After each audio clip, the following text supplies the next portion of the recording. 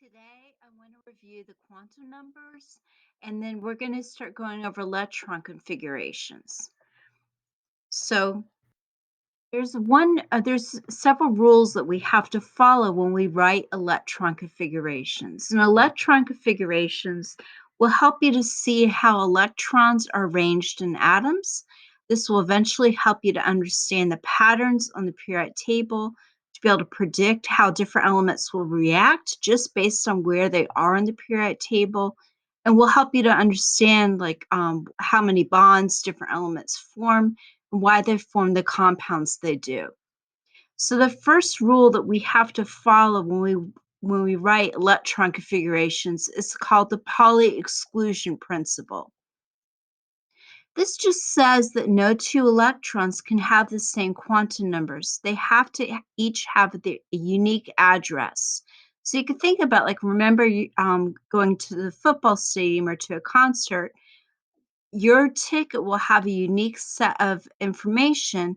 Otherwise, two people would have the same seat, which would cause a lot of problems. Same thing with electrons.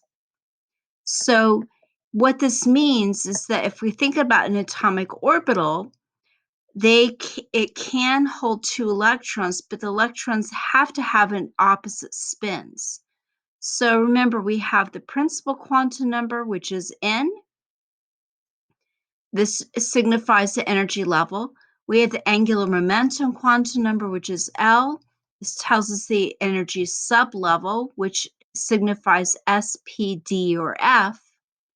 We have the magnetic quantum number, M sub L, which tells you how the orbital within the sublevel is oriented in space.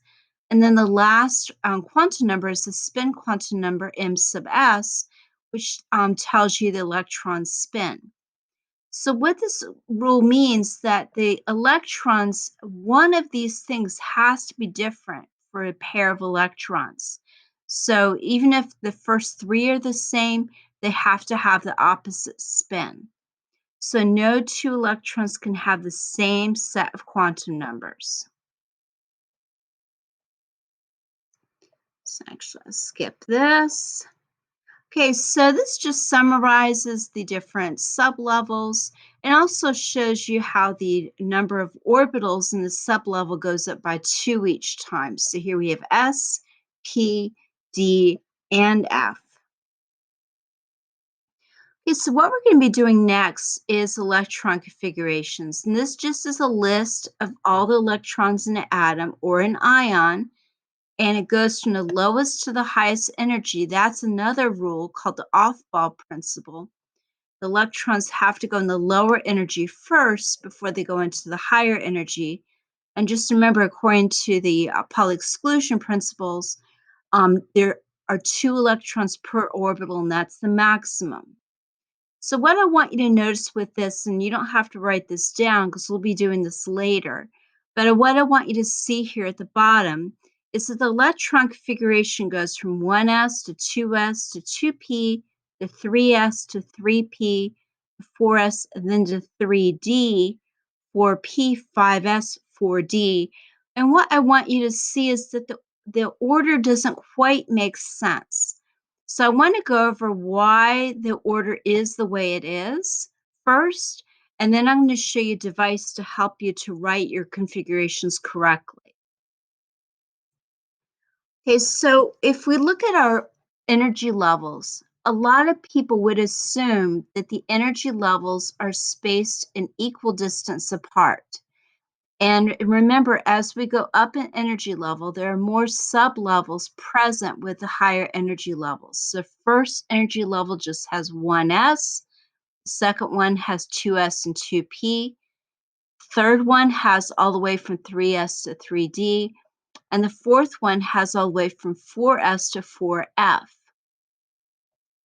But in reality, as we get further apart from the nucleus, what we see is that the energy levels become more and more close together. So the first two energy levels are pretty far apart. The second two energy levels, 2 and 3, are closer together. The next two between 3 and 4 are still closer together. Because the energy levels get closer together the further we are from the nucleus, we start to see some overlap between the sublevels. And I want to show you something to help you to understand why the energy levels get closer together the further we are from the nucleus. Okay, so what I have here are a set of magnets, and I want to show you how we can use this to help us to understand the spacing of the energy levels. So this red and this is our nucleus, and these are our different energy levels. The yellow one is the first energy level, and then the two black ones are the second and the third, and then the two red ones are the fourth and the fifth energy levels.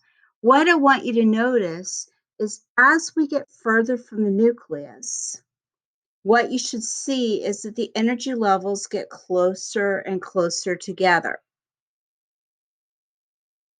So here, there's a lot of space between the nucleus and the first energy level. There's less space between the first and the second energy level, still less between the second and the third, and then the third and the fourth are still closer together. Fourth and fifth are even closer together. Now, this is because the nucleus, remember, has a positive charge.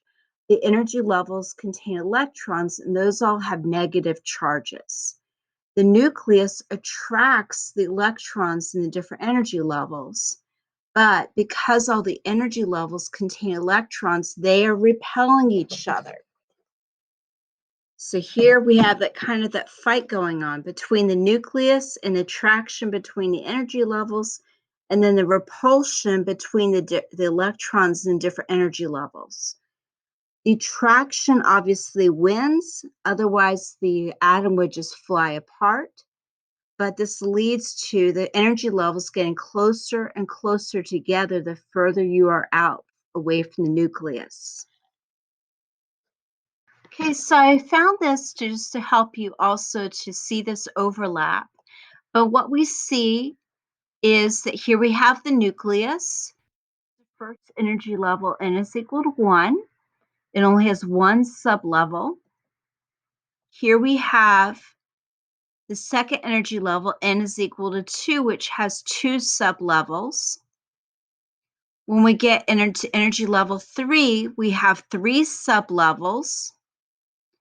And then you notice as we get to energy level 4, this is where we start to have overlap between the 3D and the 4S. So energy level 4 with the four sublevels. And here we see that 4S ends up being lower energy than 3D. So we see overlap between those energy levels. So what I'm going to be going over next is called the diagonal rule. This is just a memory device that will help you to write your electron configurations in the correct order. So you will be filling your the orbitals from the lowest to the highest energy. So you won't make any mistakes.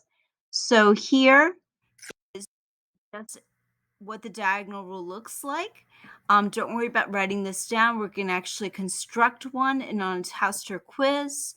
It'd be good for you to review how you constructed it when we did this lesson. So then you can write your diagonal rule correctly and then write your electron configurations correctly. Okay, so what we're going to do now is we're going to be drawing the diagonal rule. And on Google Classroom, you should have a worksheet which has just this set of that you see here. So I'm going to go through the steps that you will do to construct the diagonal rule. Now, it will be very important that you have a ruler close by and maybe some different colored pencils or pens so you can pause this and get the materials that you need. Okay, so the first step that you're going to be doing is you're going to be labeling the boxes. The columns are going to be S, P, D, and F, and the rows are 1 through 7. What you should notice is that the first row is just 1S, second is 2S and 2P, third is 3S through 3D, and then all the rest go all the way up to F. We do not use any sublevels beyond F, and you will see that there's really no need for that because we run out of electrons in a periodic table before we need a new sublevel. The next step will be to draw lines through the boxes exactly as shown. So make sure you're doing it from the upper upper right-hand corner to the lower left-hand corner in each case, and carry the lines all the way through. Okay, and then the next step is to draw arrow tips at the end of each line to the lower left-hand corner of each line. And then the last step is to connect those up with dotted lines. And what we're going to be doing now is I will show you then how to trace through with this diagonal rule. Okay, so this is your diagonal rule with which hopefully you have drawn. So I'm going to just show you how we will be using this. I want to first just show you how to trace through using this diagonal rule, and then we're going to be writing some configurations. So you're always going to be starting at the upper corner. So I'm going to start up here, and I'm going to just follow those arrows. So we just keep going and just weave back and forth. So you notice here we start with 1s, 2s, 2p, 3s,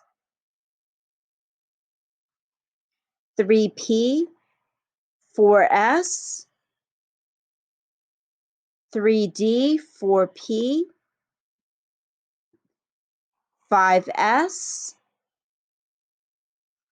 4d, 5p, 6s, 4f, 5d, 6p, 7s,